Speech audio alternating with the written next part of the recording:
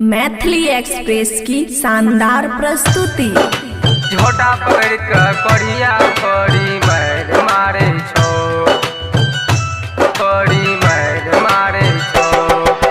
DJ Sumit Satish रेमा, DJ Sumit Satish रेमा, DJ Sumit Satish रेमा, डीजे सुमित सतीश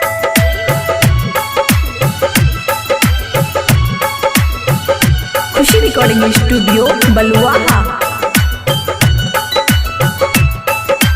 रतिया के सजिया पर भतरा लड़े छो, रतिया के सजिया पर भतरा लड़े छो। ये झोटा पकड़ कर कढ़िया बड़ी मैर मारे छो, ये झोटा पकड़ कर कढ़िया बड़ी मैर मारे छो। रतिया के सजिया पर भतरा लड़े छो, रतिया के सजिया पर भतरा लड़े छो। ये झोटा पकड़ के मुनसा बड़ी मैर मारे छो, ये झोटा पकड़ के मुनसा बड़ी मैर मारे छो।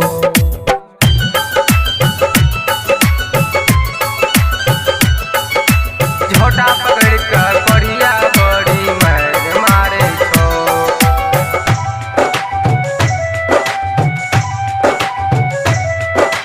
खुशी रिकॉर्डिंग स्टूडियो बलुआहा।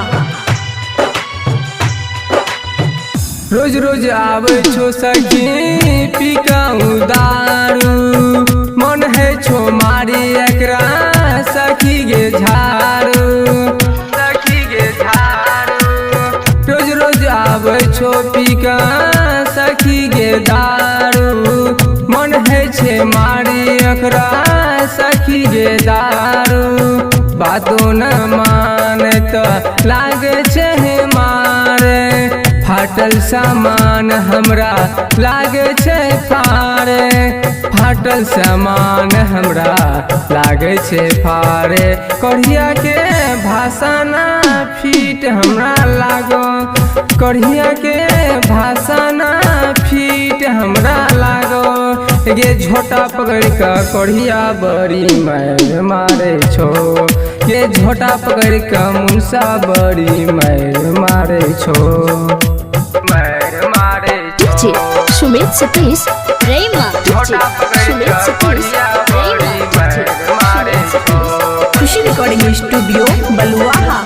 हाँ हाँ गायक ललित हमरा खूबे गे मानो, राइटर दीवाना राम खूबे गे पानो, खूबे गे पानो। हाँ हाँ गायक ललित हमरा खूबे गे मानो, राइटर दीवाना राम खूबे गे पानो। पियल रोज ठेका सखी गे बहको, पियल रोज ठेका सखी गे बहको।